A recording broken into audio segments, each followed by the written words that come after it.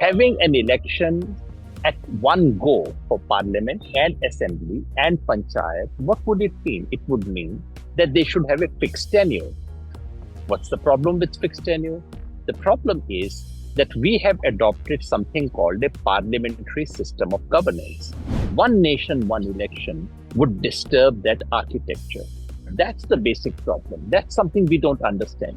The very popular notion that BJP has spread is that, look, for the first 20 years, this principle was followed. After that, the principle was disrupted. No, sir, nothing of that sort. This is complete mistake.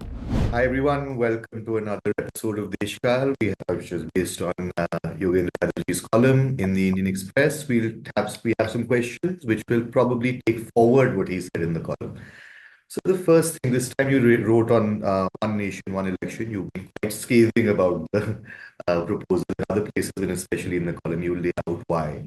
One of the first responses and in other publications as well, we've seen both editorial and otherwise, people saying that it was a similar argument as the one to say the farm laws that some people were making. That, oh, there's nothing wrong with the proposal itself, but you have to bring people on board and have a discussion. In terms of first principles, one nation, one election, simultaneous polls is a desirable thing for all the reasons the government lists out. What do you say to that argument? Ki it's a question. If let's say tomorrow there was consensus, or if BJP had state governments in 27 states, would that make the proposal acceptable if, say, multiple parties agreed, or is there a first principle problem with it?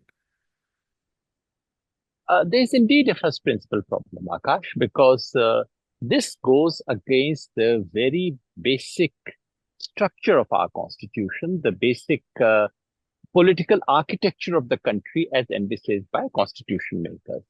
The trouble with all these things is that they all come packaged in a very nice label. I think this is one thing we've learned from Americans. In America, every law has a beautiful name. You want to throw out racial minorities, it'll have a lovely name of better integration of the country and saving the ethnic minorities, some such thing.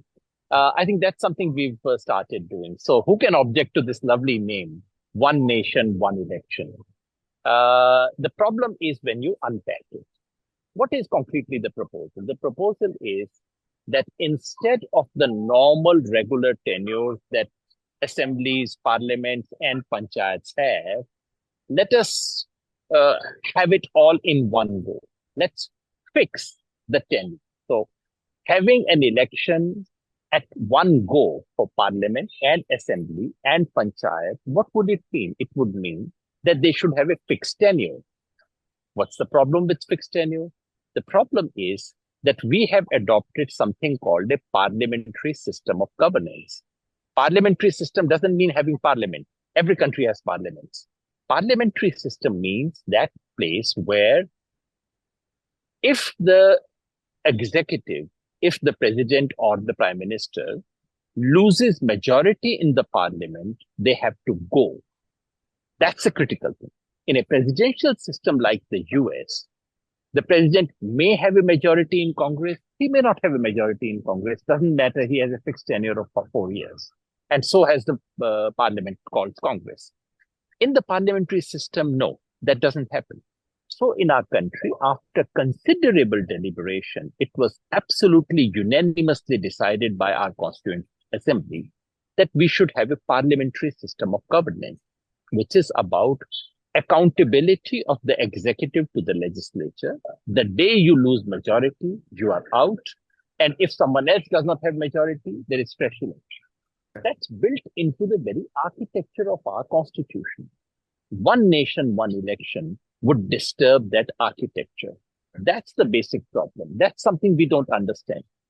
Everyone says the very popular notion that BJP has spread is that, look, for the first 20 years, this principle was followed. After that, the principle was disrupted. No, sir, nothing of that sort. This is complete mistake. What happened in the first 2 decades is that because of the sheer dominance of the Congress party and the fact that there was no political instability, because Congress was the ruling party and Congress was the opposition. It was the Congress system, as a result of which there were very few midterm elections, as a result of which Both parliament and assembly elections began together and they were more or less held together. Not always. Kerala had already separated. There were some exceptions. By and large, most states followed that. What happened after 1967 was that the logic of having a federal system and a parliamentary system together started unfolding itself. That is to say, if you have two tiers of government, central government, which has its own logic, state governments, which have their own timing, they started deviating from each other. This was the most natural and normal consequence of having parliamentary system of governance in a federal system. So what happened after 1967 was not an aberration, not an accident, no conspiracy, no degeneration. It was the normal unfolding, something that our constitution makers had foreseen. They knew this was bound to happen. And there's nothing very odd. And so there is no disease that needs to be cured in the first place. That's the problem in our understanding. And the trouble with our prime minister is that he's fond of medicines. He's fond of grand things. Yeah. And he thinks that anything big is always grand. Well, it needn't be. Some big things can be huge disasters, as demonetization was. So we really need to see what is the problem that we need to cure. And that's why I read the report and looked at many, many funny things that I found in the report. The report, like you say, the three major things that the justifications that they've given. One is cost effectiveness, the other is moral code of conduct, and the third is going back to this provision. All three you debunk in the piece. But the question of why arises is and this is not like, say, uniform civil code or Ram Mandir.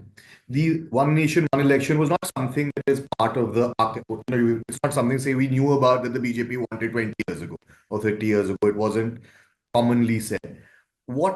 Is it just a demonetization kind of thing, or does it serve a greater ideological end or a certain vision that the current ruling party may have, or the biggest party in the ruling coalition? It is true that BJP did not talk about one nation, one election. That is one of the big fantasies Modi ji has come up with. This was not part of BJP's agenda 10, 15 years ago. But it does share something with BJP's agenda for quite some time. You see, BJP has always had unease with these two elements of our constitutional. It has unease with three or four elements of our constitutional architecture. One, of course, is the secularism, which is very well known. The governor of Tamil Nadu says this 3 days ago. How can he remain the governor after questioning the Constitution of India is a very interesting question. They have had problem with social justice architecture, which they now don't talk about. But the fact is they've always been very uneasy about it. But two things that they have been publicly talking about is federalism. BJP wants us to believe that there is nothing like federalism in our constitution because the word federalism was not used. Yeah. But the fact is that two tiers of governance and autonomy to both tiers and separate powers is a basic feature of our constitution. BJP has been uneasy with it. BJP would like India to be a unitary system governed by Delhi. And in BJP's vision, they have always conflated India's unity with the unification, with the uniformity. Yeah. That's a part of BJP's basic understanding of our constitution. That unity comes from uniformity. Uniformity can be imposed from centralization. And stronger central government means stronger nation. That's part of BJP's basic thinking. I think it's a completely mistaken understanding of what India is, what India has been, what is the reason for India's success, and so on. And number two, BJP has been uneasy with parliamentary system of governance. And there's been yearning for a presidential system. This goes back to Mr. Advani. Yeah. Remember, one of the first spokesperson of many of these reform ideas was Mr. Advani. Mr. Advani was the one who actually started opposing the EVMs. Yeah. Mr. Advani was the one who always thought that presidential system was better, etc. So in that sense, there is a continuity from what the BJP wanted and from what the current system says, the one nation, one election scheme. In that sense, there's a sharing. But two specific things I would wish to underline, which I see as political motive. Number one, there is absolutely no doubt that as things stand today, if parliamentary and assembly elections are held together, it will work to the advantage of the dominant national party, which happens to be the BJP today. It may be Congress tomorrow, but it will work to the disadvantage of regional forces and to the advantage of national forces. And the reasons are quite clear. While 70-80% people may be able to distinguish the two elections and vote separately, there is always about 20%, 25, 30, in some states, even 40% voters who would actually conflate the two. Yeah. Number two, even those who can distinguish the two tiers clearly understand the fact is that when both the elections are held together, national issues dominate. Yeah. The overall narrative is set by national debates. And therefore, a national party tends to be more visible, tends to do slightly better than regional party would. And this is not merely BJP. For example, if you hold Lok Sabha and Vidhan Sabha elections together in Uttar Pradesh, Right. Congress will always do slightly better than it would otherwise have done. And that's one advantage BJP wants to have, which BJP wants to build upon. BJP currently the beneficiary of this would be the BJP. Yeah. And BJP has always had this almost ideological disdain for regional parties. That's one. But there's something deeper that I hint at in my article, Akash, which is that it goes to something much deeper, which has been happening for almost 25 years now. Political reform agenda in this country has been hijacked by a certain middle class fantasization. A middle class fantasization which is uneasy with the messy nature of democracy, where there is a sense of, oh, can't we clean democracy? Can't we have clean politics? How do you clean politics? And you would recall all kinds of proposals that have come over the years. How do we reduce the number of candidates? Is that a problem in our country? Don't know, but we want to reduce it. How do we ensure that regional political parties do not have this kind of a play? And there were suggestions that you should almost have a threshold below which no party should get any seat, even if they win any. All kinds of suggestions have come up. I suspect that the dominant political, social, and economic interest in this country, dominant classes and economic interests, dominant castes, and the dominant political leaders, they all have a sense that there's too much jhanjat involved in democracy. If you want to rule this country, every 6 months or so, there is some election somewhere in the country. You are accountable. You suddenly have to reduce the prices of diesel and petrol. You suddenly have to promise something to the poor. You suddenly have to come up with something on agriculture, something of the people. This regular routine accountability to the people is a headache for the ruling classes of this country. And I suspect more than anything else, this proposal is about reducing this headache. Right. Ideally speaking, they would want not to have elections altogether. What a lovely democracy it would be when you don't have to have this headache of elections. That's the mind space. But, you live in 21st century, you can't do away with the elections. So, okay, let's package it all in once in 5 years so that you can be at peace for 4 years and 9 months. Now, the trouble is, who is at peace? You and I? No. Ordinary citizen? No. The poor? No. Those who happen to rule this country would have a very easy time. Right. Now, to my mind, some people would call it lovely governance. I would call it very poor democracy. I would call it the death of democracy.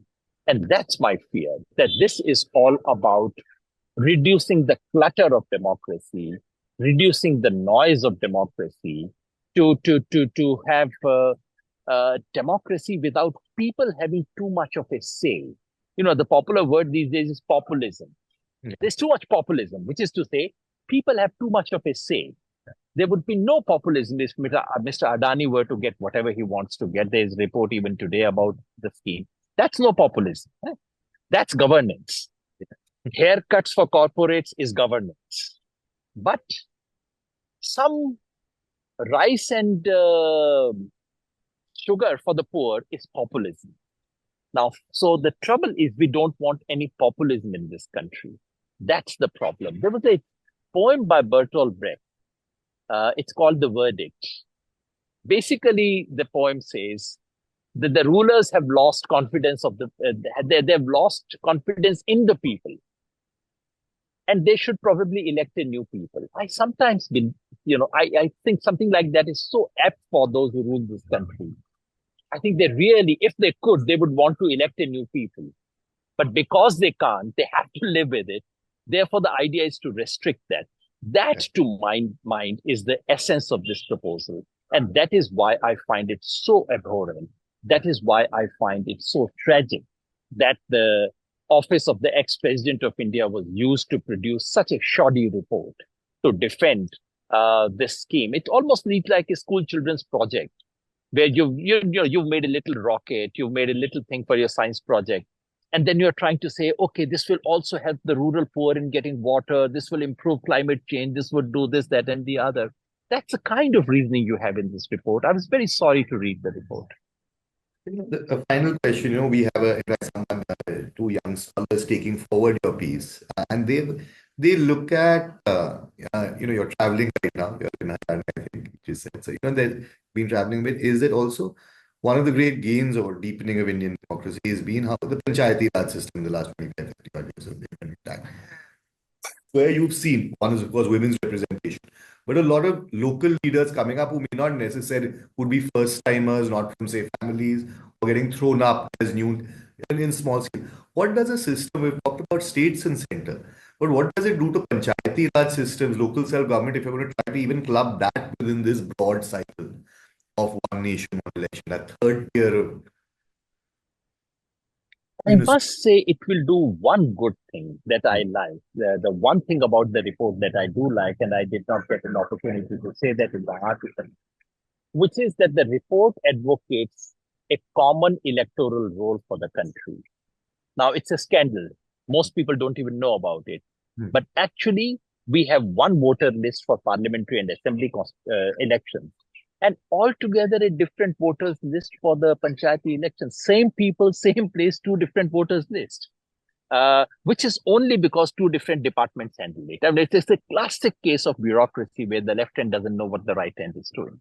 The report says, rightly so, that it should be clubbed together, that we should have a common role for all the elections in this country. After all, you cannot be a citizen for one election and not a citizen for another election. So, the idea of clubbing the parliamentary election with panchayat election, the report actually says it should be held within the first 100 days. 100 days, So yeah. actually, they don't say that it should be held on the same day. That would be catastrophe.